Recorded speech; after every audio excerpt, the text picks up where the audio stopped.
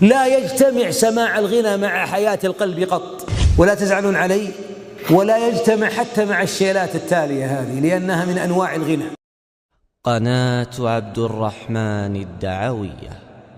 لا تجتمع حياة القلب مع سماع الغنى، لا يجتمع سماع الغنى مع حياة القلب قط، ولا تزعلون علي، ولا يجتمع حتى مع الشيلات التالية هذه لأنها من أنواع الغنى. والآهات التي الآن ملأت الأسواق بدعوى أنها أناشيد إسلامية وهي إلى الأغاني أقرب وإلى إمراض القلب أقرب.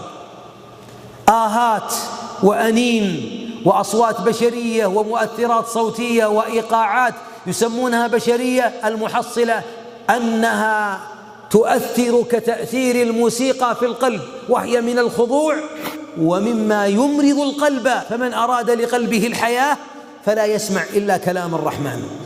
تغنى بالقرآن، فالحبيب يقول صلى الله عليه وسلم: ليس منا من لم يتغنى بالقرآن.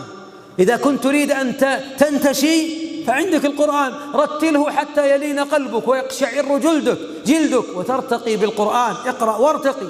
ولذلك عندما عصم الله محمدا عليه الصلاة والسلام، عصمه من سماع الغنى واللهو، قال الحبيب: ما هممت بسوء، سماه سوءا، أخرج الله العلقة من قلبه. وهذا دليل على أن الذي يسمع الطرب سواء أغاني أو شيلات، اللي أدمن هذا قلبه به مرض. وعلقة الشيطان هي شريحة التردد فيها عند الشيطان معها الريموت، وهو التذبذبة عند الشيطان، يحرك صاحب اللهو، يحركه فيجعله يطرب للألحان ولا يتلذذ بالقرآن.